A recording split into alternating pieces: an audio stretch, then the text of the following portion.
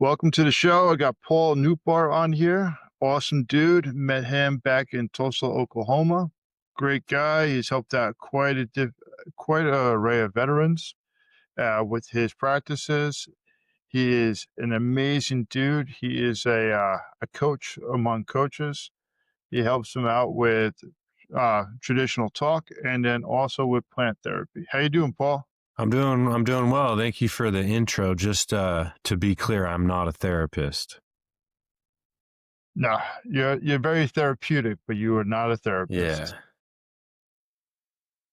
Man, we tried to get this recorded once before, and then that just totally shit the bed. Yeah, I had really bad internet. I had like the internet that I had at my house was like satellite, and I don't know anything about like technology, and I'm learning, but it was like 20 megabytes per second of a download speed and then like 6 of upload. So I got Starlink yesterday and it's like 200 and something. It just is ripping. So 10 times the amount. Do you remember the dial-up that we had when we were kids? yes, I do. I sure do. I remember like, yeah, I remember dial up, dude. Man, well, let's just jump right into it today. So, Paul, tell me a little bit about you before we get into the deep nitty-gritty of how and what got you to be more of a coach. So I'm 39 years old. I'll be 40 in April. I'm a husband. I got 2 beautiful kids, a 2-year-old daughter and a 4-year-old son. Uh, Bodie and Juniper. I've been with my wife for uh, 20, almost 21 years. We met in Wow. 2004, right after high school, at a Halloween party, and kind of stayed together ever since. We had, ups and downs along the way, but ultimately we toughed it out, and we're still, madly in love with each other, and starting this family, or started a family. I'm a business owner. I run a plumbing business in Northern California, which I'm like slowly phasing out of that and working more in the coaching world and plant medicine as well. I love outdoors, man, fishing, surfing, riding motocross, all that, kind of high stakes activities is kind of where I thrive. And that's pretty much me in a nutshell, man. So what got you into coaching? How did you even actually learn about the area to start working into? Pretty much through my own path of healing. It's a kind of a loaded question. We can get kind of into my past a little bit more as this interview carries on. But in 2021, my son was born, and I had a lot of repressed trauma that I didn't even know really existed. I always lived a really reckless lifestyle, a lot of violence, a lot of fighting, um, racing motocross and surfing big waves and just doing stuff that I didn't really connect to anything other than just kind of like being an adrenaline junkie. Um, but it turns out like I knew I had a really rough upbringing, but never really realized that it affected me in the capacity that it did. And when my son turned 5 months old, it all come piling back on me of memories and things that I didn't really know were even there. Um, and I kind of hit a rock bottom. I started planning my suicide, and one day was really vulnerable with somebody that I never met before on a job site, and told him where I was at in my life. And he recommended I do MDMA assisted therapy. And I figured, hey, I got nothing to lose. Might as well try it. I always knew about ecstasy and MDMA and never had done it before. And the first time I did it was in a therapeutic setting after months of real deep therapy with an amazing woman who I can't really share her name, but it changed my life in like a matter of 5 or 6 hours after that first journey that I did with the medicine. and it really kind of lit a spark in me, or sparked a fire. And I kind of dedicated my life to, or not kind of, I totally dedicated my life to that modality, and just filled my brain with as much wisdom I could on trauma, repressed trauma, child abuse, um, and kind of put me on this trajectory. And a friend had seen a video that I did on a YouTube channel, Soft White Underbelly, who's a team guy, a Marine Raider. And he called and said, "Hey, Paul, I really loved your interview you did. Would you mind if I share it with some of my friends?" And my phone started ringing from, a bunch of soft guys that, wanted to do work with me. I had already kind of been practicing, not practicing, but working with clients, in a capacity of like child abuse and child sex abuse and things of that nature. But once I started working with the veteran community, I loved it, man. Like, being a non-veteran, I always kind of felt out of place hanging with that crowd. I always had friends, mostly Marines, and I'd hang with them, but I couldn't really relate to the stuff that they were talking about, or it was just always fun to party with and hang out. But when I started unpacking my childhood and realizing that trauma is trauma, and to stop comparing, the worst thing to happen to you is the worst thing to happen to you. And the traumatic event is the traumatic event, and the trauma is what happens afterwards. And then you kind of learn the path to healing is relatively the same for everybody, different strokes for different folks, right? One tool might work with somebody that doesn't work with another.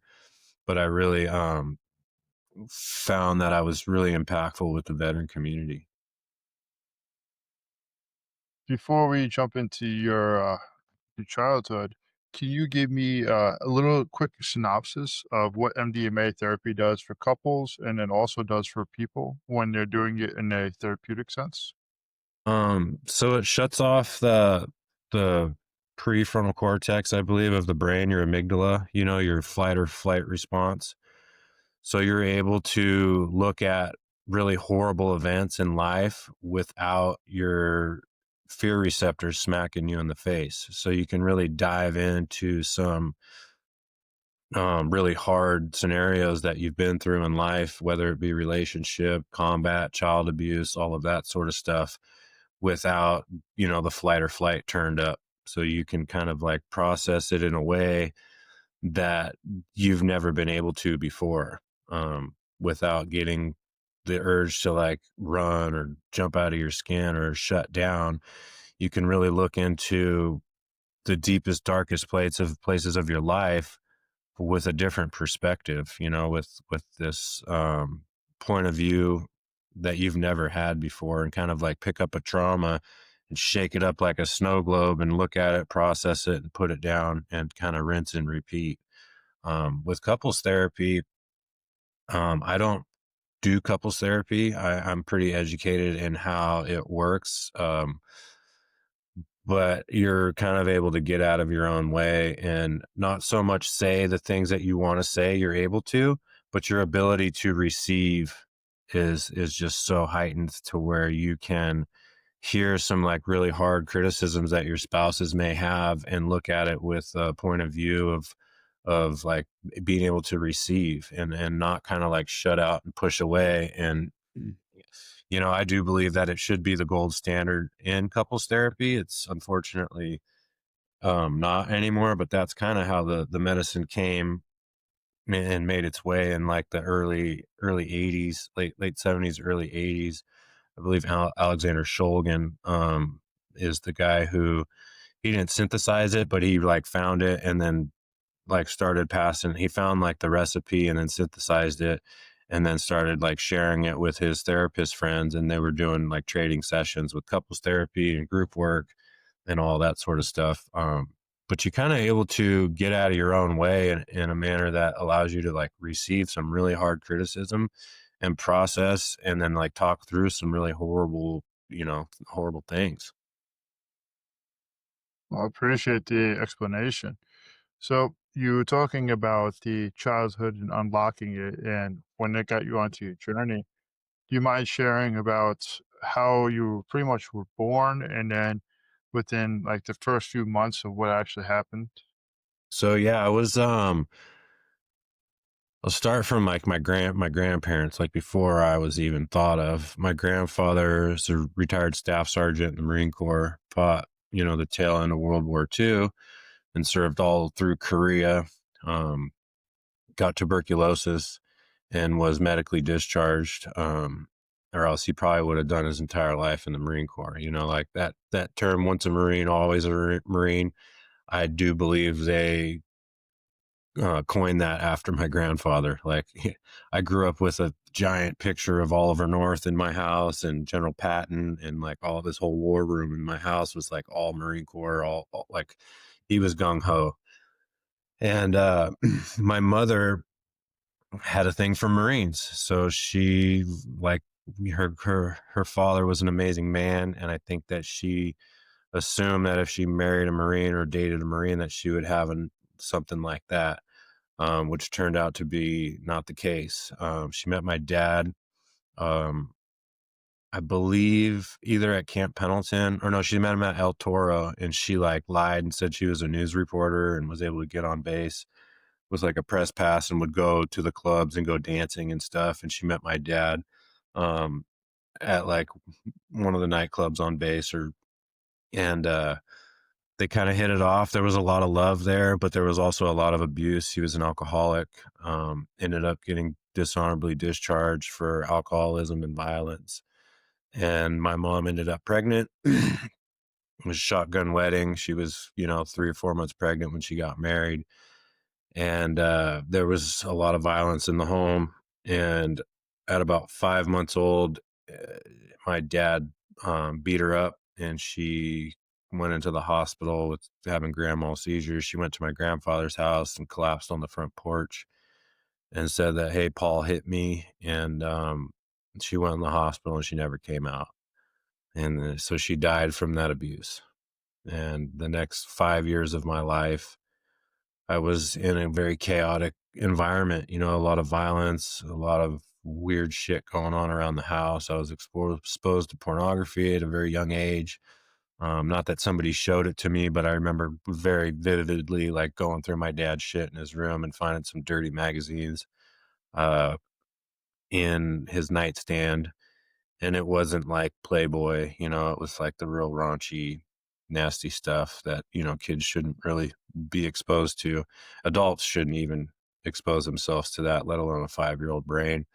Um, and at a certain point, around 4 or 5 years old, I made allegations that my dad had molested me. And my grandparents got the state involved. They called an attorney and they said, "Hey, you need to call child services. This is real serious." And that was kind of the straw that broke the camel's back. I had been neglected, very physically abused. My grandmother saved like all the documents and stuff from my childhood.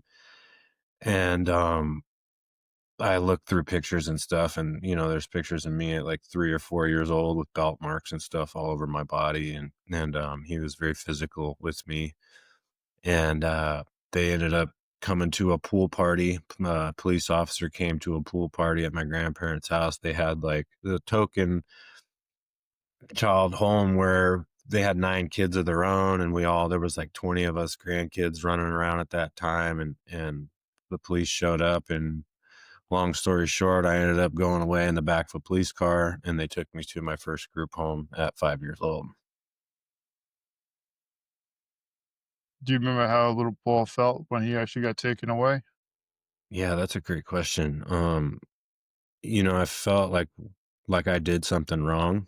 Um, you take a kid away in the back of a police cruiser, and I just felt like a criminal at a young age. Like, what did I do? I couldn't kind of comprehend it, but I just felt like I did something that I was being punished for.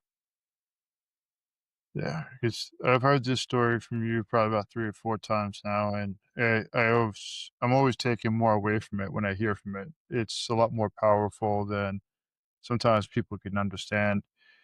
The, how do you feel to be taken I know obviously Paul felt like he was being taken away from his family, And was your dad there when you got taken away? Was anything happened to him? Was your grandparents there? What was the adult situation looking like? My grandparents were there, my aunts and uncles were there. I'm not sure if they knew um what was going on, or if they knew the police were coming to get me that day.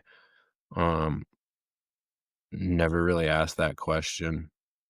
My dad would drop me off and say, "Hey, I'm going to work," or whatever, and he'd leave me for, days, weeks at a time, and then would kind of show back up and take me home. But no, he was not present. They took me to a group home. It was called Orangewood Children's Home, which is like a big hub where they kind of like take you in, they assess you. First thing they did was like feed me fruit snacks. I remember just getting as many fruit snacks as I wanted, and I just smashing all these fruit snacks. And then they put you with a psychiatrist um, to evaluate you and really just to medicate you. So they put me on medication right off the jump.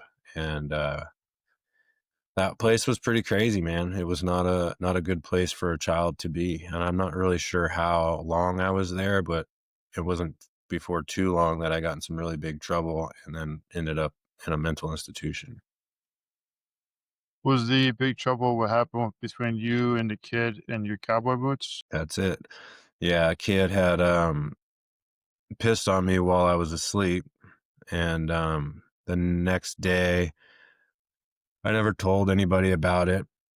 I just figured I'd get even. So my dad would dress me up as a cowboy. I had like cowboy hat and bolo tie and fucking tight jeans. And he got me these cowboy boots with like these chrome tips on them. And, I liked them. I thought they were cool, shiny boots. Like, you seen that clip of Lieutenant Dangle from Reno 911 where he's like, new boot goofing, I just love these boots. Right. And, so I put the boots on in the middle of the night and I went in this kid's bed and I like kicked his face in like fucking Reservoir Dogs. And it it was my first act of like extreme violence, first of many. Um that carried on all through my 20s and into my 30s of just being like really violent. And but that landed me in County USC Mental Hospital in LA, and it was 1992, so I think I would have been like 6 years old. Yeah, we discussed this before, where it's you're just emulating how your father behaved to you, and that's how you emulate it back to other people. And as a child, or the saying, hurt people." Yeah, that's rough, man. It's like again, you're getting taken away. You're a little boy, and you're just emulating what your father did. That's hard. How did when you went to the mental institution? How did that make you feel? Man, that place was crazy. There was times like where if you refused your medication, they would just grab you up and shoot you with Thorazine or Ativan and strap you to a bed, with like full restraint. So you got like, restraints on each arm, around your waist, around your legs, and they just fucking leave you in a bed. And it was horrible. I remember one time being locked in a room because this kid, I went to the bathroom. We were like in the TV room and I had to piss. So I ran to the bathroom. When I got into the bathroom, there was like an older kid in there, probably 12 or 13 years old. And he's like, "Hey, I'm going to suck your dick." And I'm like, "Okay," and he got down on his knees and I pulled my dick out. When he went to put his mouth on it, I just pissed in his face and all in his mouth and just fucking unloaded on him. And I got in trouble. It was like I abused him. So they threw me in a room after restraint. And when the restraint is like, dude, it's like 4 or 5 grown men or women and they pin you down. But I was like, I was wiry, man. It would take, even at a young age, like a bunch of adults to kind of control me. And they threw me in this room. And I remember looking out the window. I was like barely tall enough to see over the windowsill. and we could look out the window and hear police sirens and see fires all over the place because it was the Rodney King riots. All of LA was just fucking going bananas. The Koreans on rooftops and shit. Or it was like in the thick of those riots. Um, and I remember having to take a shit. I'm like, I gotta poop, and they wouldn't let me out, so I ended up having to like shit in the middle of the room and be in there with that. And they would leave you in there for fucking days, dude, before they'd let you out after you calm down. And my grandmother ended up coming to visit me there, and I don't know what she did or said or who she talked to, but before too long they were, everything was like they'd move kids in the middle of the night in group homes. Like, they would just give you a trash bag and tell you to pack your shit. So you get a black trash bag in about 5 minutes, you throw all your stuff in that, and you're on to the next place. And they told me, hey, you're going home, pack your shit. So I did, and I was able to go with my grandmother back to her house, and then was shortly after that placed in another group home in Mentone, California, which is like at the foothills of Big Bear in San Bernardino County. It's either Riverside or San Bernardino County. And I lived there for like the next 4 or 5 years. Like, I know you spoke heavily about your grandfather being a guy that's pretty much one of your role models. He was the epitome of being a man. How was your grandmother to you? She was amazing. Very dedicated to the Catholic faith, a absolute prayer warrior. And they were just very grounded in their faith. And they were just my rock, the bedrock of my life. Like, I would have weekends with them. I'd go to the group homes during the week, and then the weekends I would come home, and they were kind of trying to undo all the shit that was going on throughout the week. But they were amazing people. Absolutely. I couldn't say enough about them. They never gave up. They were like the only people in my life that never gave up on me. When you were that young, did you know about like people having stable homes, not needing to just pack all their shit up in like 15 minutes and get out of there? If so, if you knew that, like, how did that make you as a kid try to either one, try to latch on to people, or two, how did it make you feel as far as the abandonment? Um, when you're young, it's just kind of the normal, right? It's your life. You don't really have much other perspective. I'd come home on the weekends and spend a lot of time with my cousins and do Disneyland and all that sort of stuff. So I knew what it was to have like a stable environment, to have parents that loved you, because I got to see it from, that point of view, but I never had it growing up. So I don't think it wasn't like I wasn't missing anything because I never had it.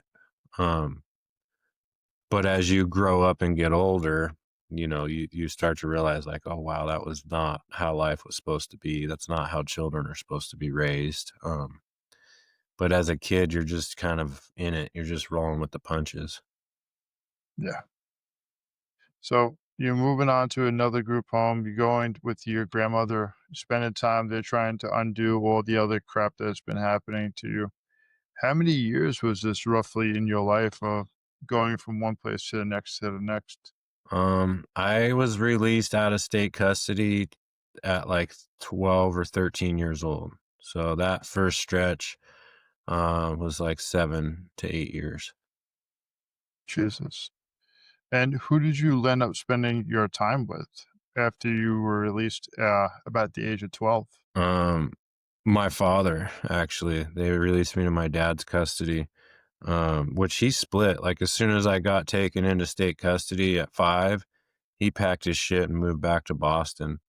Um, and that's kind of where the whole fight with my mom and dad started. Was he wanted to move back to the East Coast and she wasn't having it.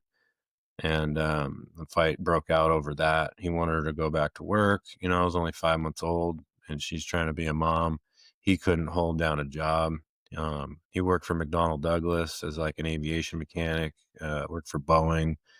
He had great jobs. He's makes a great first impression, but he can't back it up for the life of him. So yeah, they put me into state custody at 5. I did 7 years, 8 years there, and then he split when I was about, I want to say like 10 or so. Um, I he came to visit me and he told me I was having a little brother. And that was like the first sense of abandonment that I had ever felt, where I was like, fuck, dude, you left me in these group homes. You don't call me, you don't visit me. And the next time I see you, you have you're a whole new family, like I just felt like I really didn't matter. So yeah, my brother Shane was born.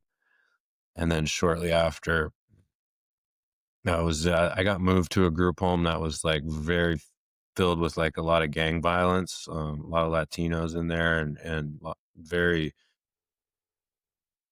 very chaotic in that place. A lot of fighting. Like they had this level room in the one group home that I was in, where you got level 1, level 2, level 3, and then level 4. You got these privileges where they had like a Nintendo and shit in there. And I was able to make that room for one day, and then got in a fight and got that stripped away. So out of like, the 4 or 5 years I was in that place, I only was able to maintain like a good rap for about a day. I was very active and destructive and a flight risk. I was constantly running away. But yeah, I got released, state custody, released me to my dad. The very first night I was out of group homes, he got drunk with like made mudslides and gave me one. And my first time really getting drunk, and he beat the shit out of me and like threatened to take me back to the group homes. So I just kept my mouth shut. I didn't want to go back there at all. And then before too long, we moved to Massachusetts.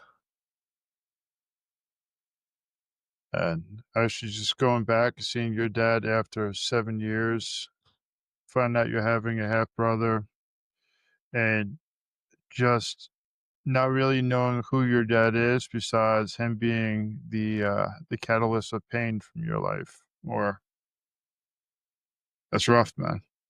Yeah, it was interesting. I'd like to say that my dad was the catalyst of my pain, but really I think it was alcohol. I think my dad can be a good person, but he chooses alcohol over everything. Yeah, I think I was talking with you, but I believe that the gateway to all abuse is trauma, and a lot of us don't realize that what we are keep doing, we keep giving other people the trauma that we were impacted by. And alcohol is it's a shitty thing in a way because it doesn't allow you to fully connect. It allows you to get subsurface and it helps mask the pain, but then it just adds in a bunch of other shit to our lives as far as migraines, bills, stupid decisions. Yeah. Yeah, exactly. So when your half brother was born, tell me about his mom. Um, you ever seen the movie Bambi? When Thumper says, "If you got nothing nice to say, don't say nothing at all." I'll just leave it there. She was hurt. Uh, my dad was very abusive to her. Recently found out that my dad always told me, "Oh, if you were a girl, your name was going to be Cheyenne." And then when we were all joking around the fire, me and my brothers, and that came up, and they were like, "Oh fuck, that's what he said about us too."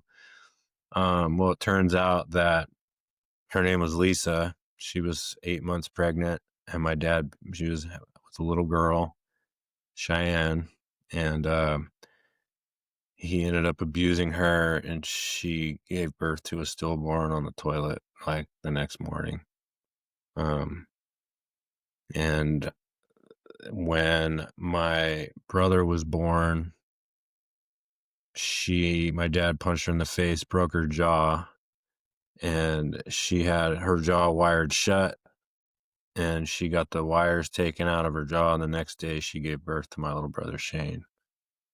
So she had her own trauma. My brother was, you know, lived in that world. My dad, very shortly after he was born, abandoned him.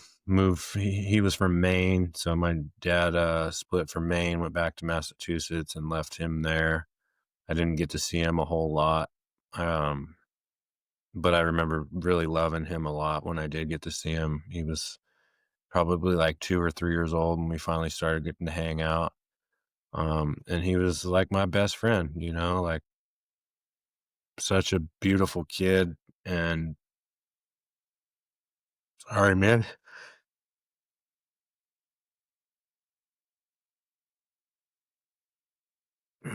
He died.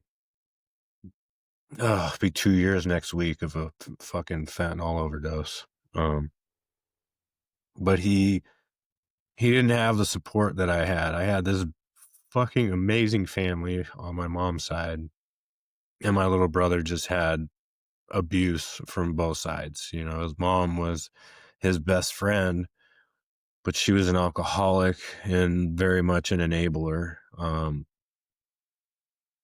He spent more time of his life incarcerated than he did free. Um, and he did 5-year prison sentence. He got out of prison, um, and I rented a house in Maine, and I have two other brothers outside of him. So there's Shane, there's me at the oldest. Shane was the second oldest, and then Nicholas is the third oldest, and then Zachary's the youngest. Um, and Shane's mom died while he was in prison about a month before he got released. And they waited to do any kind of funeral service for him so that he could be there. So I flew out. I didn't get to talk to him the whole 5 years he was locked up. Um, he got really mad at me. He wanted me to buy him a PlayStation. And I was like, dude, I'll buy you books. You know, like I'm not going to buy you a PlayStation. And so he wouldn't talk to me. He just kind of fucking wrote me off. He got out of prison, didn't call me. I finally was able to get his phone number and call him. I'm like, hey, man, I want to come see you. I miss you. I love you. Let's put the past behind us. He came and lived with me for a little while right before he got incarcerated the last time. Um,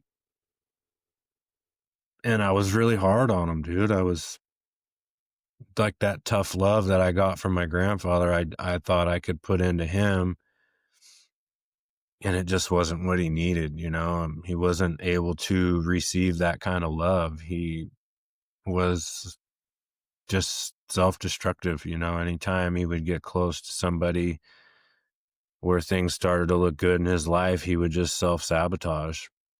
And he did that with me. And it's kind of funny. He was living with me in California. I bought a tiny house, and he was like living on my property and working, doing yard work and stuff to kind of pay his rent. And I just have like this image burned in my head of him like fucking dragging this thing of leaves, you know, and he just looked so miserable and sad. And I was just looking at him through my window, just like almost mad at him for like not getting it, for like not understanding the love that was in this house that he could have and be part of. And I wasn't equipped at that time in my life to support him. I wish now that he would be able to come live with me, because I could make these changes in him and help him see the light. But I just didn't understand trauma like I do now. Um, and I forget where I'm going for the funeral. We went back to his mom's funeral, and it was the first time the four of us boys had ever been together. You know, he was 28 years old. I was like 35. I don't even know, 37. And my brothers were 21, 22. And it was the first time we ever hung out. First time we ever had a meal together. First time we ever fucking laughed together. We ate mushrooms on the lake and like took these kayaks out in the middle of this lake in Maine in the middle of the night and just fucking laughed all night long. Had the best time ever. My other two brothers went inside, and me and Shane sat by the fire, and he he just told me that everything he wanted. He's like, I want a family. I want to be a dad. I want to find a woman to love. She's like, I want people to be proud of me. And we had this beautiful conversation and we hugged and just cried together. And it was the first time we all hung out together. And I didn't know it was going to be the last time. Um, I went home and I got a picture of the last time I got to give him a hug. My brother snapped a photo of it. And I got a call a week later from Nico that said, Shane's fucking dead. He's dead. He died of an overdose. So that kind of, man, it was fucked up, dude. I went back to Maine to kill the person that did this to him. Um, that was my plan. I knew who did it. I knew where he was living. The sheriff's department in that county was investigating that as a homicide because he died of a meth and fentanyl overdose. It looked like he got poisoned. I don't know if he had some dirt from being in prison or what.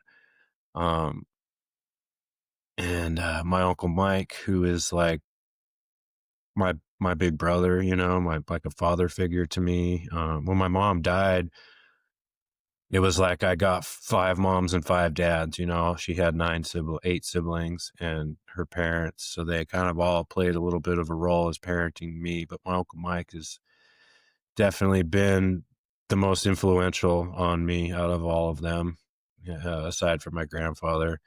And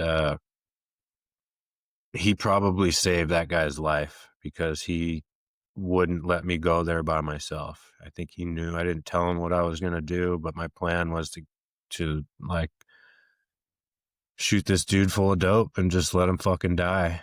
And I had done a lot of dirt up into that point, so doing that was like not a big fucking deal to me at all. And when I saw the guy there, I just grabbed him and gave him a hug and was like, "Hey man, I'm sorry. I'm sure it wasn't easy for you to find my brother face down dead in your bedroom." Um, and just kind of let it ride. And that's the story of Shane's life, you know. It was really sad. You Google his name and you just find inmate photos like him in jail and juvie and mug shots and all this shit. But he was just such a cool kid, man. So fucking funny, like just absolutely hilarious, raunchy, just so handsome. Um, this is actually his helmet right here behind me. And it says on there, "Here comes trouble," which is like so fucking perfect because he was very much a troublemaker, but a good kid, man. When you were talking about him and when you were saying he was sharing a story about he wanted to be a good dad, he wanted to love on somebody, he wanted somebody to be proud of him. It sounded like he just wanted to be seen in gentle eyes, not seen with the fucking hammer. You're not Mm-hmm. being hammered down like a nail, but to actually be loved and cuddled on. And it also, to me, based off the way that you're conveying it, doesn't sound like you had many people able to just be gentle. And it doesn't even, you probably wouldn't even know how to take gentleness if that was even the case. No, it was really tough because at his mother's funeral, you can't even necessarily call it that. It was not a fucking funeral at all. Like nobody got up and said a word about her. There was no pastor, there was no scripture read, there was nothing spiritual about it. It was they rented out the fucking Elks Lodge and it was like a bar and like a potluck. But nobody said anything about Lisa, you know? And I looked around that room and I saw his support group and the people who could have been a positive influence in his life had had so much of his shit that they couldn't tolerate anymore, that he didn't have anybody. And everybody around him that wanted to support him were fucking losers, man. And aside from his sister, Nicole, he didn't have anybody worth a shit in his life out there. And I wanted to bring him back to California. I really, in all my heart, I wanted to, but at this time I had 2 kids and I just couldn't have that kind of chaos back in my home. Um, so I didn't I didn't bring it up. I didn't invite him out. And when I got the call that he had died, I was like feeling extremely guilty. And then at the same time, like extremely relieved, that okay, fuck, for the first time in 28 years of him being alive, I'm not worried about him anymore. Um, you got an image burned in your head. The coroner had to have me identify the body, and they did it through photos. And to see him lifeless on the fucking bed, it's like you can't unsee that. And there was like a little bit of a feeling of like maybe I'm responsible for this, for not inviting him back. But I I know now that he probably would have done the same thing out here. And that's and I'm okay with it, it is what it is. But yeah, he did need that love, and I was pretty fucking hard on him when he was out here living with me. Now, talking about your brother, talked about you a bit, and we're pretty much up to the point where roughly you had your 5-month-old child, and this is where the break began. And this is where I'll say the huge change in Paul's life. S- So Yeah. Yeah, go ahead. I was gonna say after that break, because I know you a little bit better than everybody else that's getting a chance to listen to this. When you finally had that break, like with your kid playing on the floor, because I remember you were talking about something being hot and at one time, and you started to get really, really frazzled. Yeah, Like, so my son was about 5 months old, and he was just crawling around in my bedroom on the floor, and somehow he got a hold of a book of matches, and, I bent down to pick up the matches from him, like, to take them from him, and I just had, like, a fucking switch went off in my head, and I was, like, 3 years old, and I'm in this room in this apartment that I live with my dad, and, he was holding me down, burning me with matches. Like, had my hands grabbed like this with one hand and fucking burning the tips of my fingers with matches. And, it was to teach me not to play with fire. That was his way of teaching me was, "Hey, I'm gonna fucking burn this kid so he knows the pain of fire." Didn't work because all through my childhood, I was a fucking pyromaniac. I'd light everything on fire. Um, but it it was like an unstoppable reel of repressed trauma started coming back. Like every moment that I'd have with my kid that should have been a special moment, a good cornerstone in life of growth and happiness. Like I have this beautiful home. I live on, 3 or 4 acres in the mountains. I got a creek running through my yard. I own a business. I got a beautiful wife. I'm successful, but inside I'm fucking miserable, man. And I was standing in my yard because I couldn't shake all this stuff. I started doing therapy, trying to undo all this stuff. And the more therapy I did, the worse it got. The therapists are just fucking total kooks, man. Everybody I would like hire, it's like who's therapizing who, Like I'd talk to one guy about his son dying or being locked up in prison, blah blah blah. So I'd fire him, hire another one, and it just became more and more painful. So I started thinking about, suicide being the only option. And I remember standing in my yard, uh just out there like, fuck man, I'm gonna kill myself. My son's 5 months old. He's not gonna remember me. My wife is beautiful. She'll find somebody to kind of fill my shoes. And it seemed like a logical answer to all of this pain. And the, thank God I didn't follow through with that because my life is like flourished into something that is like so amazing, and I'm bringing healing to so many people. And I I started I found a therapist who, like, for the first time, she looked at me, and I've heard this my whole life, like, I know what you're going through, I know what you're going through. And she looked at me and she had tears in her eyes and she's like, Paul, I know what you're going through. And I believed it for the first time. And it wasn't that she knew the abuse that I had gone through or any of that, but she knew that I was trying to change my life so that my children could have a better one.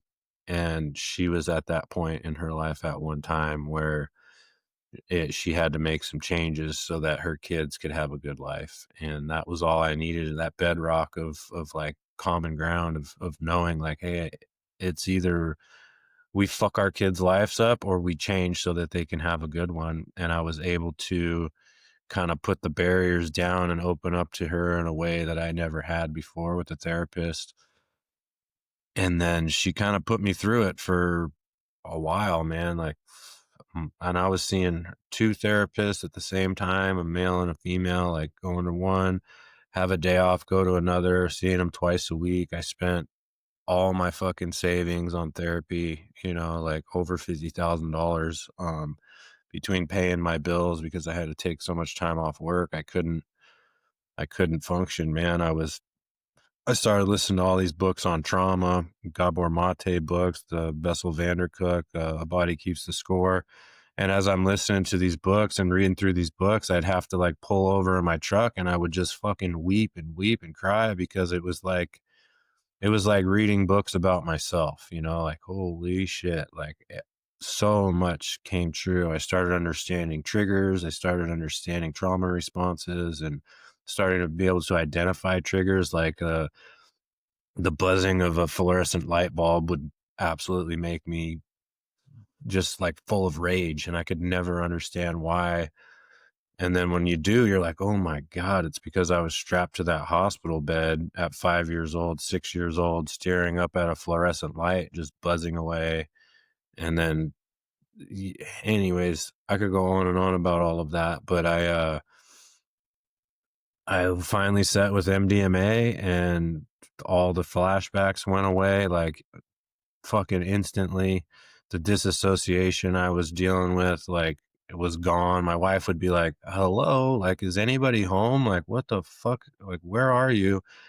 One day we were standing in the driveway and she's like, what have you done to my husband? Like, where is my husband? Like, what is going on? And I couldn't tell her. I was like, I'd never opened up to her about how I was feeling and until after the fact, like after I had done the MDMA, I was like, hey, I was like fucking in it,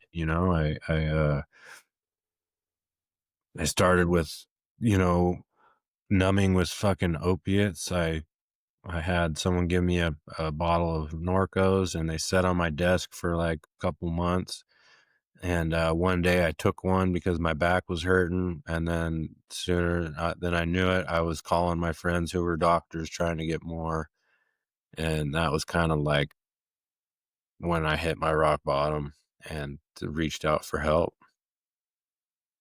You know what I heard is quite a bit is, one, you didn't trust the therapists that were trying to talk to you, and on top of it, maybe they didn't have the skill set to be able to reach you. Using the verbal judo, putting the conversation back on them so that you were able to protect yourself. Uh, that's something I used to do, and I know quite a few other people that do it just to try to move around the conversation. And I'll give you an example is that I had a Vietnam vet that was a social worker, and he was every up to that point, I just thought that person had a black and white receipt. How the hell could they know what the hell I've been through? Like, they just studied about this. How could they be able to relate? And it sounded like that woman, she was able to really disarm you long enough for you to be able to say, "Hey, there is hope out there. There is things that can change." And it sounded like your child was the catalyst that you wanted to continue to move forward because we can identify the traumas. We can actually start to take the traumas out of our lives, but then we have to start changing these behaviors of how we behave and not just be looking at taking away these triggers. Now, all of a sudden, instead of the buzz and light making me angry, now, oh, maybe I have an electrical issue now and switching it up.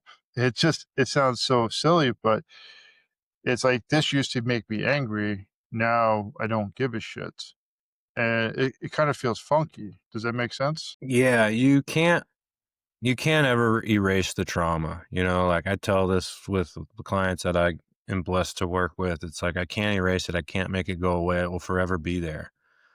But you can change the relationship with it.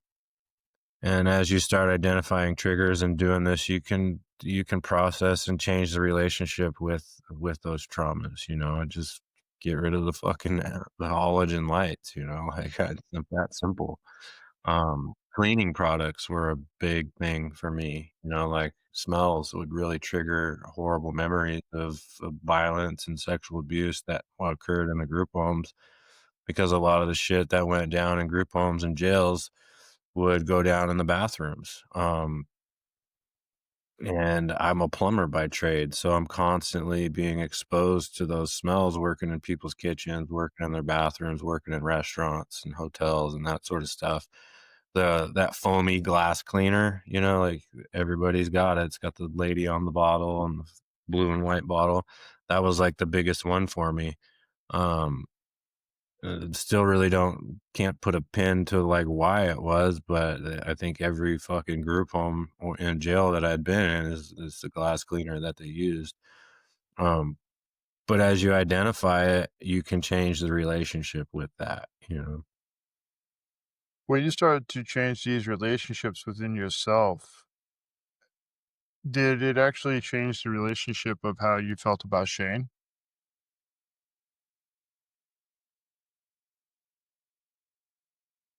Definitely. Yeah. Just knowing that he didn't have the support that I had, you know. I always loved my brothers so very much. But I didn't understand why somebody wasn't able to receive that kind of love, that he had. And then learning what I learned is like he just didn't have the ability. He hadn't found the right tool yet. So I know we haven't really touched on your grandfather about the pretty much like we briefly touched about him, but being really the backbone that helped you get up to more being an adult in a certain way. Yeah, let me No, use the restroom really quick. Sorry, uh, I gotta pee so bad. well, so you were talking about your grandfather before we had to go take like a little bit of a break. Pee pee break. Pee pee break. So about being the backbone, the masculine love and role model, the one that you said that you're role modeled off of your tough love. Yeah, he was the bedrock of our family. When my mother died, they had planned to take my dad out of this world. Um, he was raised by his mother. He had, a neglectful, abusive dad. And, eh, they were going to disappear this man. But my mother's dying words were, don't hurt Paul. Ironically, I have the same fucking name as the guy that killed my mother. I'm a junior. And, but they said, she said, "Don't hurt Paul" or "Don't hate Paul," one of the two, and then she pulled the blankets up over her head, and those were the last words that she spoke. And he honored that, and that was probably incredibly hard for him to do. Being, a Marine and being around war and death, and he never talked anything to me about combat or any of that sort of stuff. Just brief stuff here and there. Um, But he honored that, and I'm sure that was incredibly hard to do, and I'm grateful for that. They figured, he already lost a mother, it wasn't a murder, he didn't, like, set out to kill my mom. I didn't know how my mom died until my 16th birthday. I finally figured my uncle told me what had happened, And then I confronted my dad about it when I was like in my 20s, and I asked him what happened, and he said that I never hit her harder than I did before. Those were his exact words to me. Anyways, my grandfather was just like an amazing man. He was like 6'5", 230 fucking pounds, a big man. But he was gentle. He sang opera. He was very dedicated to God and his religion. And I'd go to the group homes on the weeks, and then on the weekends I was in catechism, like studying to take my first communion and confirmation and all that sort of stuff. So they kind of always poured into me to the best they can. And I was not an easy child, um, by any means. I was fucking reckless, like reckless and dangerous and a pyro. I lit the Colorado Bell Hotel on fire in Laughlin at a wedding when I was a kid with my cousin. And so he never once hit me. Uh he would do like an Indian burn. You know what an Indian burn is? Yeah, like when he get mad, he'd fucking like grab my arm and just like give me that. But he was always so kind and loving to me and everybody. At his funeral, it was like, dude, there was hundreds of people there. He was always bringing in strays before I was born. When my uncles and aunts were growing up, he'd always have one of their friends at the home who didn't have a good home life. So he was always loving and pouring into people.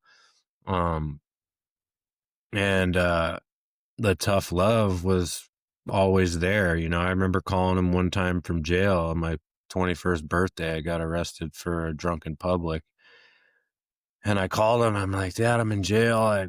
Could you bail me out? Please bail me out. I got to work tomorrow. I'm going to lose my job. And he said, no. He's like, nope, you're going to have to learn. And my boss ended up bailing me out a couple days later because he needed me to go to work. But my grandfather wasn't going to do it. And I'm sure that was incredibly hard for him to say no to that, because I had suffered so much already. But he did. And that was the kind of tough love that I got, and I'm incredibly grateful for that man. He ruled with an iron fist, but he loved with like a giant heart and tremendous amounts of compassion and love for people. And they ended up adopting me um, when I was like 15 years old. After being on the East Coast for a while, it didn't take long before I ended back up in group homes there. My dad was just a fucking drunk. I had nothing but freedom, could do whatever I wanted. And ended up in group homes. From the group homes, I ended up in a maximum security, 23-hour a day lockdown facility in Fall River, Massachusetts, where I was going to do the next 3 years. I had to do till I was 18 until somebody adopted me. And my uncle agreed. My dad would only sign custody over to my Uncle Don, but he lived in a motorhome, and their driveway had just gone through a divorce. And he was there taking care of my grandfather, who just had a knee surgery. Um, so that was like my first time I ever went to public school was my freshman year of high school. Um, I got kicked out of 5 or 6 different high schools and was living with my grandparents, lived with my aunt. My aunt got tired of my shit, moved. Then I finally moved out at 17, met my wife, and, eventually ended up back at their house in my early 20s, and was paying rent and doing all that stuff, but still just a drunk, like not in a bad way like my dad, but I just was a fucking party animal. And um alcohol was probably like my favorite thing in the whole fucking world to do. And when I moved out, my wife and I got our first place. He handed me an envelope full of money, and it was all the rent that I had paid. He had been saving it for me, so when I moved out, I would have something to get my feet planted. um but he's just an incredible man. Lived well under his needs. They had a really nice house they bought in the 50s in Orange County. Um, but he didn't drive fancy cars. He drove like a Toyota Camry. Loved my grandmother more than anything in the whole fucking world. Like he was an alcoholic. Um, was never abusive to my grandmother as far as I know, but was pretty abusive to the kids, like to the boys, where there was those days, the 60s, 70s, it was like, what till your dad gets home, and when he'd get home, he's like, okay, what one of these fucking boys do I gotta hit, like, and that was kind of how he was. And my grandmother told him, if you ever drink again, I'm gonna fucking leave you. And he didn't. He quit drinking, never drank. I had a beer with him one time. I was drinking a Guinness, and he picked it up as the first time I ever seen him drink, and he drank like maybe half the glass. And he's like, "Oh wow, that was good." And then that was it. Like I never witnessed that side of my grandfather because he was so dedicated to my grandmother. He was like the example that I needed of like what it is like to treat a woman that you love and how to treat your kids and how to treat your grandkids. Never missed a birthday, and I think there's 37 grandkids and like 20 something great grandkids. And he never missed a Christmas gift for any of us, never missed a birthday card, was just always so involved and so there and with it. Um, just an incredible man. Name's Robert Nootbaar. Just a fucking amazing human being. And he died when I was like, I don't even know, 27 or so on Father's Day. He had a stroke and died maybe about a week later. So he passed away on Father's Day. And that was hard. I didn't take very well.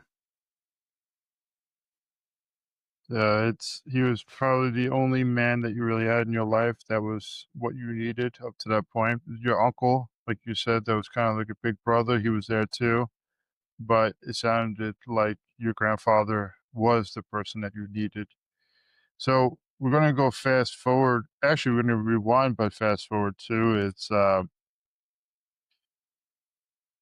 when you started healing on your journey, and when you did the MDMA therapy. How did you notice it impacted your behaviors with your kids and also with your wife? I was able to be present for the first time. Like I uh I just was able to be present and like soak it in and learn how like when my son would be crying in his crib, instead of from him, I would run to him and like learning how to nurture him in a way that I hadn't ever maybe been nurtured myself as a child. And now I'm like teaching myself kind of how to be a dad. I think that was probably the first impact that I noticed was like, oh wow, like I'm actually able to like sit here instead of like disassociate and be in some sort of fucked up loop of my childhood. I was able to actually be part of my son's childhood for the very first time. Um, and with my wife as well. And that I'm still working on. We just recently started couples counseling and are learning how to better communicate with each other, which has been crucial. I spent the last 4 or 5 years like really working on myself, and my marriage kind of got pushed to the sidelines. Um, and I have an amazing wife who kind of understood that I needed that healing and that time to do that. But um, eventually, she's like, "Hey, we got to work on our shit now." So we've kind of started that path. But yeah, just being able to be present was the very first thing that I noticed, and like more intentional with my time and like planning stuff with the kids and doing all this amazing stuff that fathers should do. When you say the word should, it's I think about how your childhood grew up, how it was to be a guy, how it was to be nurtured, and but you're emulating exactly what you were taught from the fighting with the kid as far as your boots to the in and out of group homes to trying to run away. Like we're only able to really, a lot of times, only able to emulate what we have been taught or what we have been shown or what we have been really loved. And it's created this barrier to be able to do instead of should. And while you were sharing about your kid and playing with the fire, then moving forward with this and being able to be present and be able to show love, it's hard for, I'll say, especially for men to be able to say, okay, I'm going to take the time out and I'm going to learn how to give love and I'm going to be able to show love, something that I haven't really been taught. Where, what advice would you have for a person if they're on that, hey, I want to give love, I want to show love, but I really just don't know how? What kind of advice would you say or give? Hmm. It's a tough question to answer because everybody's different, right? I would say the first piece of advice that I would give is to be vulnerable, because that's ultimately what led to my path of healing, was just being incredibly vulnerable with pretty much a complete stranger. Um, and had I just clammed up and not talked about what I was going through, um, I probably would have never found the healing that I did. So I think being vulnerable is like crucial to any path of healing, even if you're in a therapist or a friend or whatever, like you'll hear, especially in the veteran community, to check on your boys, right? Check on your boys. Well, I've tried that. And I remember very clearly talking to a friend on a Zoom call just like this. And I was like, Kyle, are you okay? You seem like you're burnt out. Is everything good, man? I'm worried about you. And he's like, no, Paul, I'm great. Everything I'm better. He said, I'm better than ever, actually. And he hung up the phone. And the next morning, I got a fucking call that he hung himself that day. So there was an opportunity there for him to be vulnerable and say, no, I'm not okay. Look, this is where I'm at. And he chose to try to tough it out one more day. Um, he was a veteran.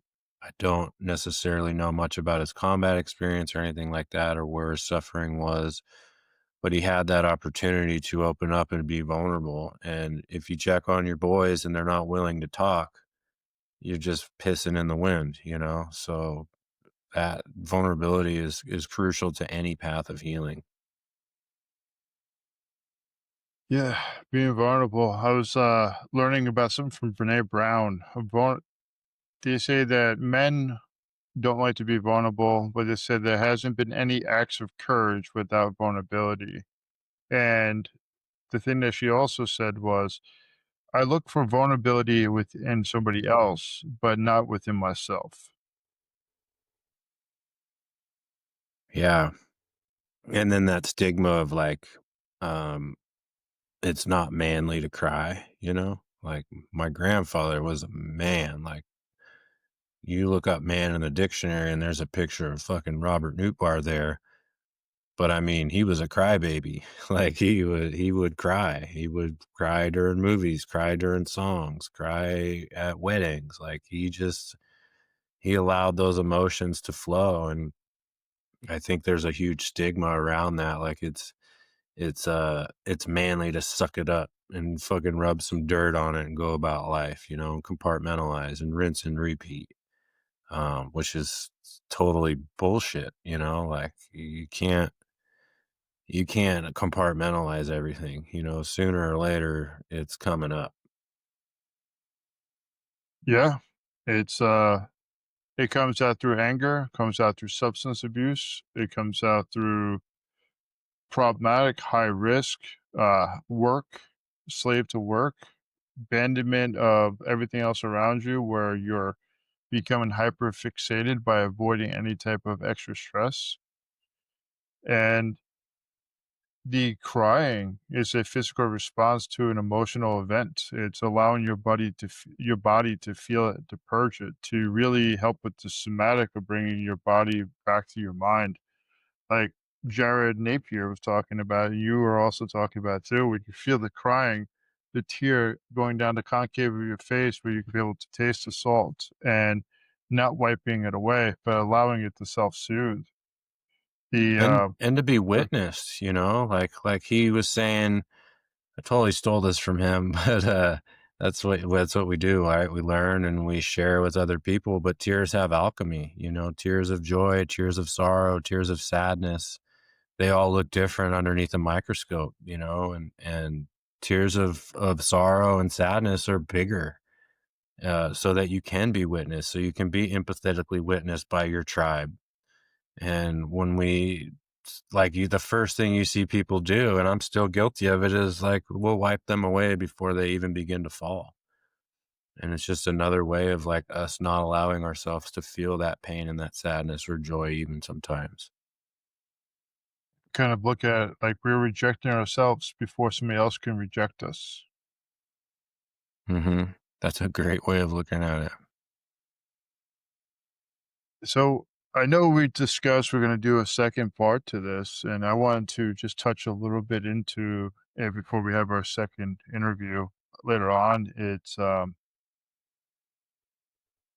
since you've been able to be helping people, other strong people, strong men, be able to be empathetically witnessed. You work with a lot of soft guys, special operations, and helping or encouraging them to feel their emotions, to be vulnerable.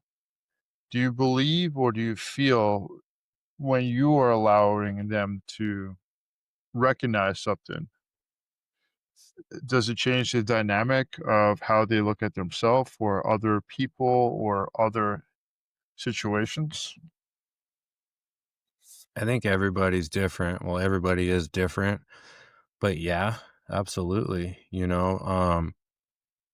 Some people have not even given themselves permission to hurt. I worked with a client who's not a veteran, but he was like in his 60s, in Africa. I was working with him remotely, and I told him like it's okay that you're hurting, and he looked at me with tears in his eyes and he's like, "You mean I have permission to feel this way?" And I'm like, "Absolutely. Your childhood was fucking horrible." And he just broke down and wept and wept and wept and wept and wept. And he's like, "Thank you so much for giving me that permission." He's like, "I've always felt like it's not okay to be hurt and sad for the things that happened to me." And he was like well into his 60s. And I couldn't imagine going through that much of a life and feeling like you're wrong for hurting when somebody's destroyed your life from a very young age.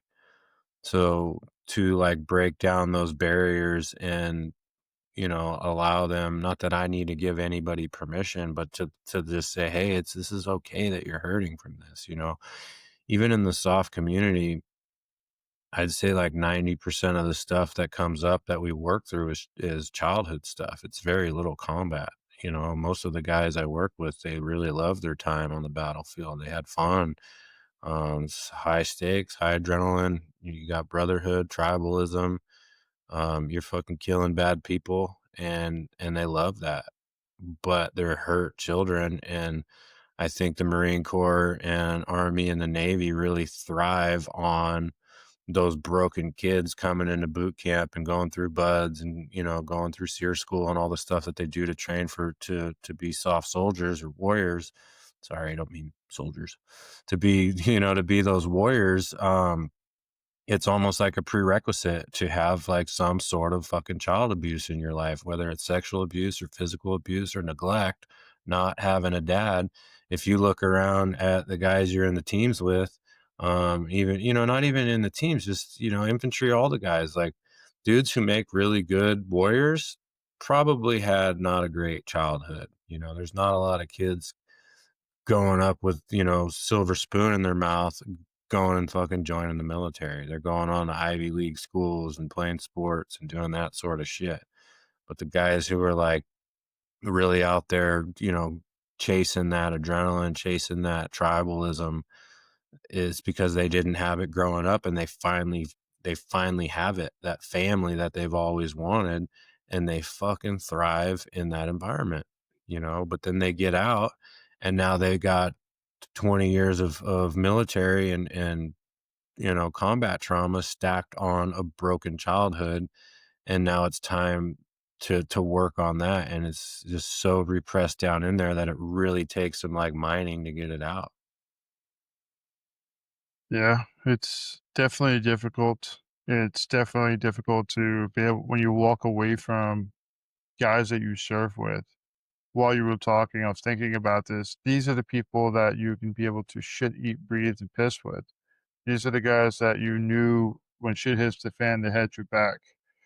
And talked about this with other people where a lot of times Army and the Marine Corps usually gets people from lower socioeconomic homes, usually from fathers that unfortunately not able to be fully present. And the fathers weren't always able to be taught that at a young age. And it's hard for people to relearn this stuff or learn new tools or be able to take the time out to be able to say, hey, I have this type of trauma, let's fix it. But when I was thinking about it, I'm like, yeah, these guys you can cry with, you can sit with, you can actually understand some of the worst parts of their life without the judgment.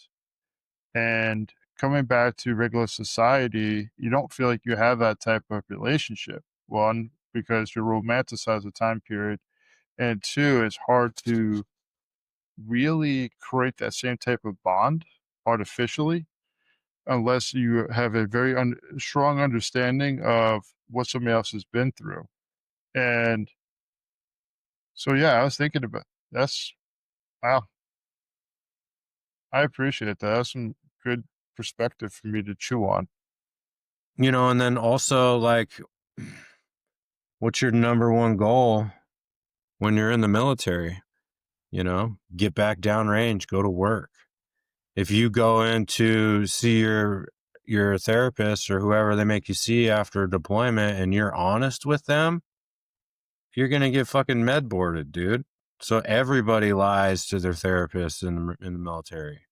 They're not gonna be honest and say, "Yeah, I'm all fucked up." And then when they are honest, the therapists and stuff that the DoD has there for you, they're not equipped to deal with the shit that you guys have fucking gone through. I have one of my really close friends was telling me, for one, he had to call the VA over 100 times to get an appointment with a therapist outside of the DoD to get approved through TRICARE to go see another therapist. And he left a voicemail, and he just retired as a master sergeant, Marine Raider, EOD, fucking awesome human being, one of my best friends. And he's like, how many people do I have to kill? How many of my brothers do I have to bury before someone will pick up the fucking phone? And they called him back and they said, Mr. We're really sorry. You got swept under the rug. Um, oh, can we get into to get you to see somebody? And he goes in to see somebody and they're like, hey, we'd like to talk about like one specific event. And he's like, okay, cool. Yeah, let's do it. Um, and he starts describing this fight that he was in, and he's driving, I believe in Afghanistan, maybe Iraq. They fucking hit an IED. He jumps out of his truck, and a body lands on top of him, or like a half, what's left of a body lands on top of him. And he said the therapist went like ghost white and her eyes got huge. And she's like, oh my God, that is horrible. How do you deal with that? And he's like, I ain't even started yet. Like, this is the beginning of a 6-hour fucking gunfight, And he knew right then, like, she is not able to process and comprehend what I have going on. And this is the best that the fucking DOD has for me, like, what the hell, And not only did it take him 100+ phone calls to finally get some treatment, the person they sent to him was like so ill prepared, and it's like, this is one guy out of tens of thousands of infantry or soft dudes who have like seen so much of this stuff and the fucking DOD is not equipped to take care of it. It's like, come on, man. Like, what are you doing? They need more peer support, more people outside of the system who've lived rough lives, who get it, and they don't need credentials to perform this type of healing for people. It's just like this big bureaucracy. The DOD has like a $3.5 billion budget on mental health, yet like 40 something people a day are fucking killing themselves, and like 2 a day on VA property. Like, dude, come on. What is going on? I'm going to need you to edit his name out of there too. You know what? Let me put a time lapse pause. So 27. I got you, man. Cool. I have to re-edit, but yeah, thank you. And dude, it's disgusting how many people are completing suicide. It's disgusting at how many people are going to substance abuse. It's disgusting about how much this has been impacting everybody. And at the same time, it's just hmm, what can we what can we do now to be able to really give back and help people? And this is what I'm really trying to do is help people open up to hear different stories, to hear different modalities, where Christianity has helped out quite a few people. Partners have actually helped out a lot of people. Psychedelics has helped out a lot of people. Even just finding a men's group to be with other guys and actually be witnessed and being able to be understood that, hey, this is a rough life. We can move through it. Because suicide is, to me, it's when we just keep going in and in and in and more inwards, and then we're losing our support system. Like, think about how many times people go out for mental health. It's not because all of a sudden the sun's blue and then why am I feeling sad? It's usually after a critical moment of I graduated, I got a divorce, I broke up, somebody died. I lost a person that I had the ability to converse with, to be able to understand and move forward. And I understand like the amount of compartmentalizing things, especially when you're in combat, like your boy just got fucking blown up. You don't have time to sit there and mourn for him. You got to get back down range so you don't get fucking blown up, or your other friend doesn't get blown up, or like the corpsmen have probably the worst amount of trauma of people in the military. The shit that they have to deal with and had to deal with is just, dude. Sometimes when I work with corpsmen, like I need therapy. Like the the fucking Taliban, dude, and ISIS, Al Qaeda, the stuff they would do to civilians, men, women, children, gays, like all of that. Like the corpsmen are there picking up the pieces, and I just think there needs to be more peer support. I would really love to see the focus shift from 22 a day, 44 a day, whatever the fucking number is now, to how many lives we're saving with these different modalities like plant medicine and stuff. You don't hear anything about that. Like if we started touting like, hey, just today there was, 60 lives saved with psilocybin retreat, fucking 2 saved with MDMA or ibogaine or whatever it is. If we started focusing that number on the healing and the positive instead of the negative, maybe there would be a shift, and you want to be part of that club instead of the fucking 22 a day club. And I would really love to see somehow, some way, like these numbers and statistics of people who are healing from their PTSD, healing from their traumas, like out there on fucking billboards and t-shirts and all this shit that you see. And like, oh, cool, you did 22 push-ups a day. Like, awesome, dude. What the fuck is that doing for anybody other than just, adding validation to that number? I get it. I get that you guys, like, you mourn for your brothers that are dying and you want to raise awareness to suicide, but let's raise more awareness to the healing side of things. Start blasting those numbers out there. Yeah, I wish that was the case, and I'm not trying to give an excuse. I'm just giving a perspective that I picked up on. Uh, Sex sells, violence sells, animosity sells, controversy sells. It's Like, trauma porn. It is trauma porn. Like you look at like a news feed. Like I really have been trying to change my algorithms on my Instagram or my Facebook or even my YouTube. I want to see golden doodles. I want to see I want to see people actually just playing.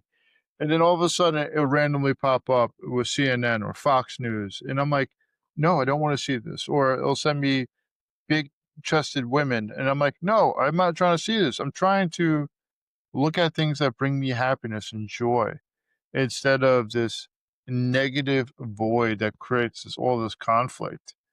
And the social programming, especially with us, is meant to make us enraged, to create this emotional response. And I would love to see more of that. Like, for instance, trying to do a podcast about mental health, men's mental health. I have heard so many positive things from friends and family that I would not have heard. They said, "Hey, you're doing a good thing." And like, but you got to understand, Will, this is going to take a while. This is not the type of stuff that sells. People don't really care much about saving people. They care about the death. And it's a society problem. And I would love to support the idea of, hey, I talked to a person about the weather and they just felt like they needed to be seen. Hmm. They needed to be heard. Hey, I helped this person up. But at the same time, it's like, how many people are going to take a video of Paul walking an old lady across the parking lot because she's like a little bit injured, or Paul stopping on the side of the road changing a tire? They're like, this is what we expect of you, instead of, wow, that was just really kind. Yeah, but if I knock someone's fucking teeth out in the grocery store, dude, I'll be famous on Instagram.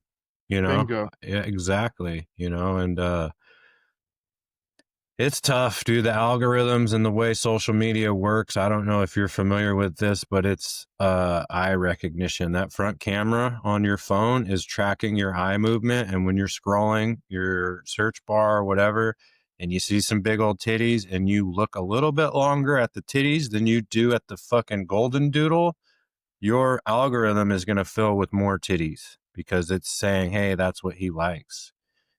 They have this down to a science. And I think a lot of people's addiction, we could totally dive into this, but like people are addicted to dopamine. Hmm. And they're like porn, alcohol, drugs, violence, all that stuff is the delivery method that we get that dopamine. That can shift like fucking like that, dude. Like I could change somebody's way they receive dopamine into their body in a day through breath work, through gratitude. Just like practicing gratitude can change people's lives. You cannot be grateful and anxious at the same time. Impossible. They use two different neural pathways in the brain and they cannot function simultaneously. It's like one's on, one's off. So if you start practicing gratitude and not just like, oh, I love titties, like, what do you love about them? Like, and that's just a perverted example. But if you think about your wife or your girlfriend, I love, my girlfriend, that's not going to work. But if you think about like what you love about her, why, how she makes you feel, how she's been there for you, and really like dive into gratitude, game changer, Mhm. a breath work, like, my 4-year-old practices breath work. He's fucking fired up and he'll do, big breath in, audible exhale. You do that 4 or 5 times and you reset your nervous system. Nobody's teaching that shit. You know what I mean? At least not in the numbers. You got like Adam Huberman out there talking about it here and there, but why is nobody talking about like these easy hacks to like change our body chemistry, to change our mindset, to change our endocrine systems, to change our dopamine delivery systems? Because dopamine is what people are addicted to, but the delivery methods that we get them are all so fucking toxic, man. So what you were talking about with Andrew Huberman, the neuroscientist, he had Matthew Walker on there, talked about, I think, a 5-part series about sleep. Mm. When I think about how these individuals, these bright humans that are looking at all these scientific data of how your limbic cortex is being hyperly aroused right before you go to sleep because you know that your memory is going to pop up. So now I want to block it out through marijuana or alcohol. I want to try to avoid this. And then all of a sudden we just have this new behaviors that we keep creating. But if we start doing that breath work, what you just said, or doing gratitude about what you said, like, hey, I love my girlfriend because she makes the bed for me. Or she, let's take it even further. She helps me in areas that I don't actually take care of myself and I neglect. Or the fact that the person comes through and they're not judging, they're just being there. Instead of just having a blanket statement of, "Hey, I love my girlfriend." It's what is it really about the human that you really love, and what is the experience that you really love? And if you take everything and slow it down, you're not gonna be able to consume 85,000 reels in a day. You're not going to be able to look at a bunch of titties and then the fights and the race wars and all this other crazy shit. It's you're gonna be happy, and who gets impacted by that? Pharmaceutical companies get impacted by it, medical companies get impacted by it, and honestly, substances get impacted by it. If you had a bunch of happy people out there, do you think everybody's gonna be drinking as much? Or do you think everybody's gonna be smoking as much pot? Do you think everybody's gonna need as much Xanax or other shit? No, not at all. And I'm really stoked that you talked about, cannabis and sleep and nightmares and numbing. I just recently quit smoking weed again. I've smoked weed for the better part of 25 years. I've grown cannabis most of my adult life, sold thousands and thousands of pounds of weed all over the fucking world. And I what always keeps me going back to cannabis is I have horrible, horrible nightmares, horrible nightmares that where my wife is like shaking me, trying to wake me up because I'm fucking pouring sweat and like screaming in my sleep. Or at least it feels like I'm screaming, but she says it's like, like I'm being choked or muffled. It's tough, it's really tough. So I quit smoking weed. It's, a week ago on Saturday, I did an MDMA journey in a group I said as a participant. Um, it was wildly uneventful. Nothing came up from childhood. Looked at a picture of my dad. I was like, yeah, whatever. He's a fucking dick. So what? Looked at a picture of my mom, was like nothing there. And it felt really amazing to like feel like, okay, the heavy lifting is done. Like this, like now I can move forward, focus on my marriage, focus on my kids. My past isn't haunting me anymore. When I'm awake, my subconscious is in check. When I fall asleep, my demons get the best of me and I have fucking horrible nightmares, dude. Night one, I didn't sleep for shit, probably because I had amphetamine still in my system. MDMA is an empathogen, but it's also an amphetamine. So you're kind of up and heightened and sleep's tough. You might get some diarrhea and whatever. Um, Night two, fucking nightmares were in full swing, dude. And it's like, reliving gunfights, stuff that I did doing dirt in my 20s and things I'm not so proud of. My children are like always being harmed. Whatever. It's just terrible shit. So on the night three, I'm like, you know what? Like, I'll take it as a victory. My wife is like, look, even if you don't smoke weed in the daytime and you do a gummy at night, like, it's still a victory. Like, that's amazing. Like, just allow yourself this so you can at least rest. So I said, okay, I went down to the dispensary, I got some gummies. I got some with like valerian root and some sort of lotus or whatever. I don't know. I slept okay, didn't have nightmares, but I woke up feeling like groggy, like a weed hangover, and I'm like, I really want my cannabinoid system to like reset, and that takes time. And if I'm putting a gummy in my body every night, even though it's just 10 milligrams, it's not allowing that reset that my body really needs. So typically I'll sauna and do like a little cold exposure, not a cold plunge. I jump in the pool and swim some laps. uh, but I do that in the morning before I start my day. And I said, "Hey, let me try this before I go to bed." So I went to the gym at like 8:30, 9 o'clock at night. Didn't work out, didn't do anything, went in the sauna, did a little steam room, jumped in the pool, swam a few laps, went back in the sauna, did about 30 minutes of heat, maybe 10 minutes of cold. And I went home. I started watching the Terminal List, like season 3 of the Terminal List, fucking banger show. Um, very educational. But I didn't have any nightmares. I slept great. Like I slept all through the night. I think I woke up once to piss, went back to sleep, no nightmares. I'm like, oh wow. Next night did the same thing, no nightmares, and I'm like, okay, there it is. So like I took the weed gummy one night, and the rest of the nights I did the sauna and the cold before bed. I'm in bed by 10 o'clock. I didn't even make it through a full episode of that show, and I had no nightmares, amazing dreams, and a great night's sleep. So it's just kind of like listening to your body, listening to your intuition, and trying new things. I'm not saying that sauna and a cold exposure is going to fix everybody, but if that doesn't work, maybe try breath work or prayer or meditation or something else. We're just like so conditioned to not feel any sort of discomfort. So there's actually a couple of components that I think about when you're saying this. One is that you are staying within the discomfort, which you're expanding the way that your tolerance of stress is. And you're realizing that wherever the stress is coming up, you're not actually going to be overwhelmed. You can control that moment. The fact that you're getting anxious before you go to bed, where you actually before you realize that, and that's why, like, hey, I need that weed gummy, or I needed to do something else to sleep. What you're doing is you're allowing your body to say, okay, I'm anxious. Cool.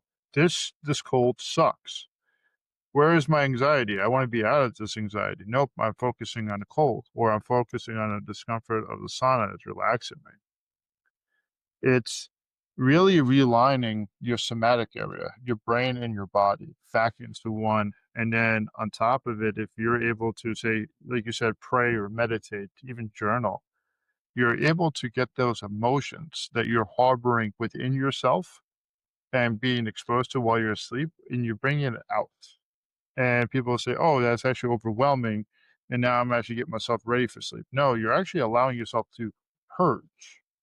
You're allowing that stuff to be outside your body, because you're going to be anxious, irregardless if you're going to be going to bed while you're actually feeling this way, or if you journaled, or if you allowed yourself to be able to feel. Yeah, it's like either way, it's going to suck, right? Choose your suck. You want to have fucking nightmares, or you want to be numbed out, or do you want to actually put in some work and try some new things that are not normal and definitely out of our comfort zones? But I enjoy the sauna. I enjoy swimming. It's very good for us. It's therapeutic. I have a lot of really good conversations in the sauna with people because it's hard to put on a facade when it's 180 fucking degrees and you feel like you're gonna die because it's so hot. So people's like their mask comes off and you have real, true, authentic conversations. Sometimes I don't want to talk to anybody and I'll just sauna at home. Um, but I had to try something else because I've been on drugs since I was 5 years old, whether it was, psychotropics that the doctors prescribed me, weed or alcohol, like I've always numbed my whole fucking life because that was what I was taught to do. And, 100 years ago when you practiced medicine, it was good for your client or your patient if they had a broken leg to feel the pain because it allows for better healing. Now, if your client or patient is in any sort of discomfort, you're doing your job wrong, whether that's mental, anxiety, broken bones, back pain. Here's a Norco for your leg back pain.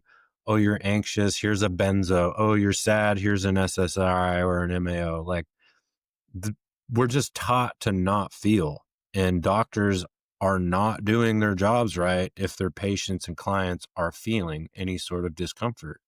It's like, man, that like it's so wrong, and it's just so money driven. That is probably one of the main reasons why these plant medicines and other forms of psychedelics and pathogens are still legal, because I'm selling a cure to somebody. Nobody's going to get rich off of 3 MDMA pills. You know what I mean? I'm not making fucking millions of dollars providing this sort of treatment to people. But these pharmaceutical companies, they get you on a benzo. I have a client I'm working with right now, retired corpsman, worked with the Marine Corps, has his trauma.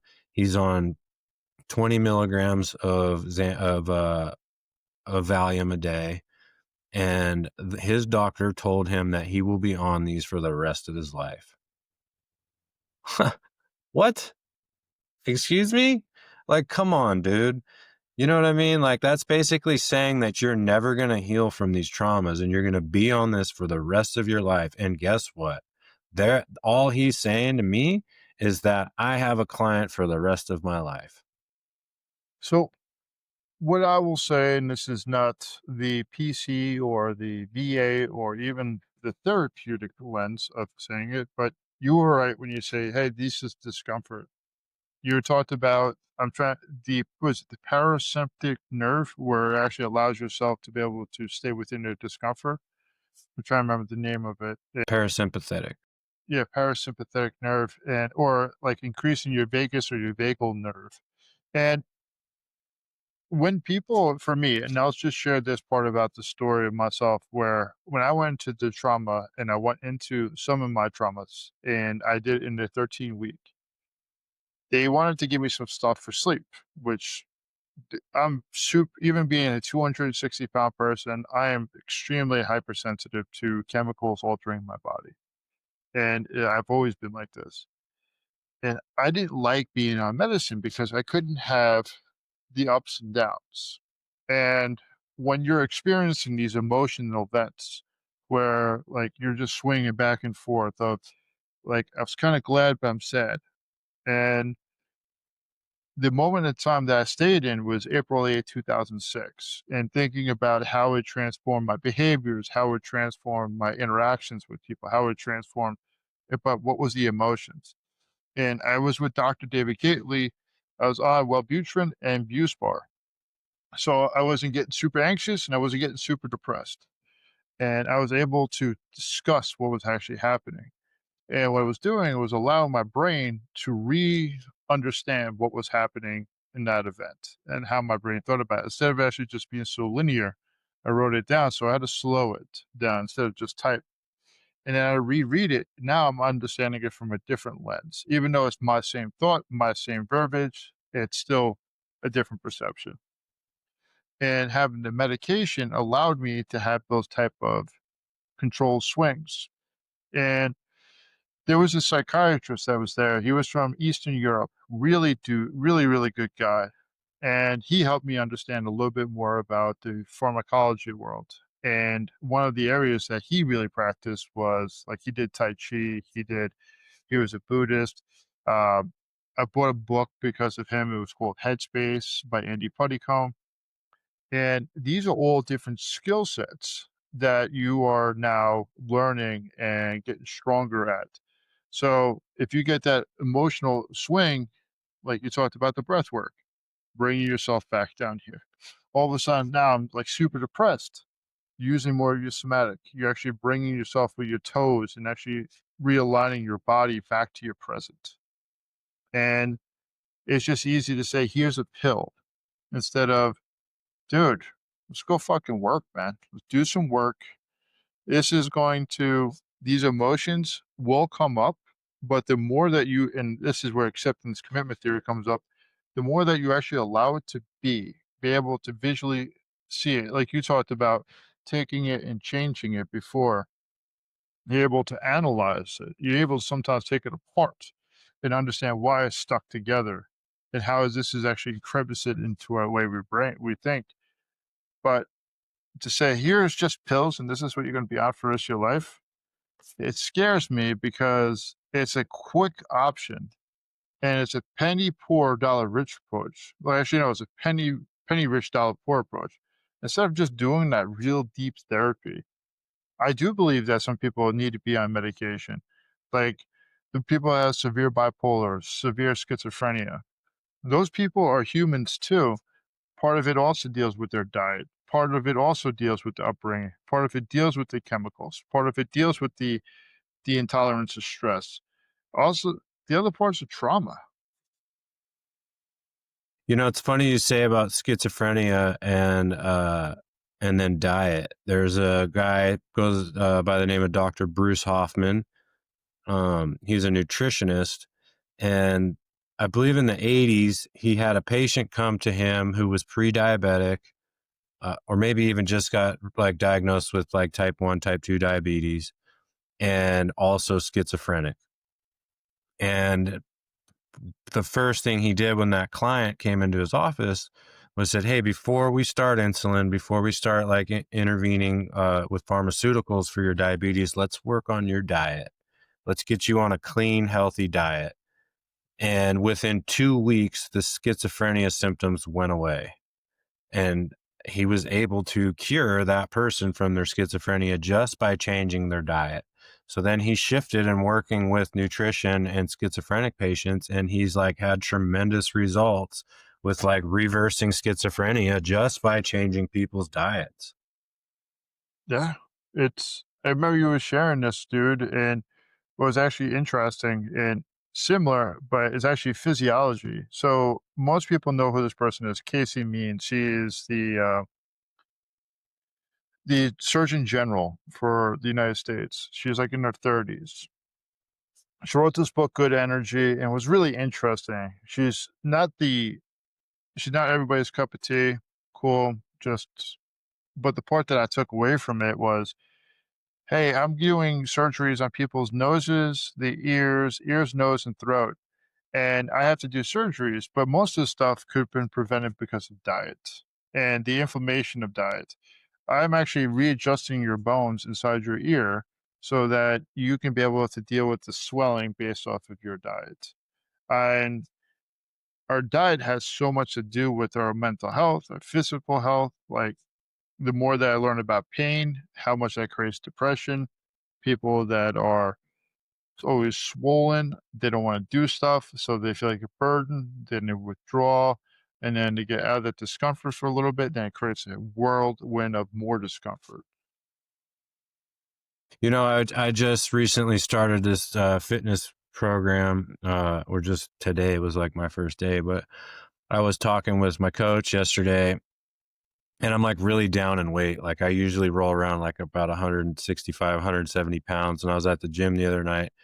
I put myself on the scale and I was like, holy shit, dude, I'm 146 pounds. Like, what the fuck? Like I look shredded, but I'm like lost a ton of weight. Um, and I was talking with him. He's like, dude, you need to eat. Like you're in a calorie deficit. You need to eat. Like, he's like, fucking junk food, cheeseburgers, whatever, just eat, eat, eat, eat, eat. And I'm like, that's all good advice, right? To gain weight. But I want to feel good too. And if I just took his advice and just ate cheeseburgers and fucking and all this like food just to stack calories, who knows what it would do to my mental health. To me, it was good advice to put weight on, but bad advice for somebody to follow and then put all this shit in their diet just to kind of bulk up and then tailspin because now they're like not cognitively there, or you're poisoning your body at the same time you're giving it nutrition that it is lacking, but the nutrition that you're giving it isn't really nutrition at all. It's just calories.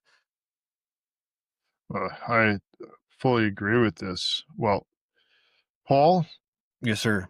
we're hitting about the 2 hour mark, and I wanted to say I do appreciate you. Oh I'm yeah. also I'm really looking forward to getting, like I said, a one-on-one talk more into like the healing part of what you do.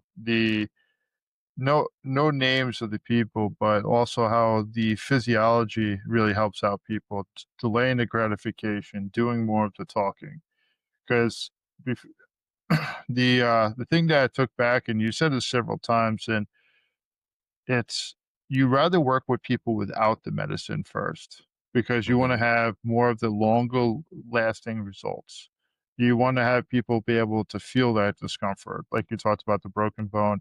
You want people to feel the irritation, the pain, or the discomfort to be able to know that they're safe and that healing can happen while they're feeling uncomfortable. Absolutely. Yeah, I think I could do a whole another podcast on that for sure. Well, I look forward to it. Hey, Paul, I appreciate you, dude. Yeah, absolutely. Well, have a beautiful day, man. You too, sir.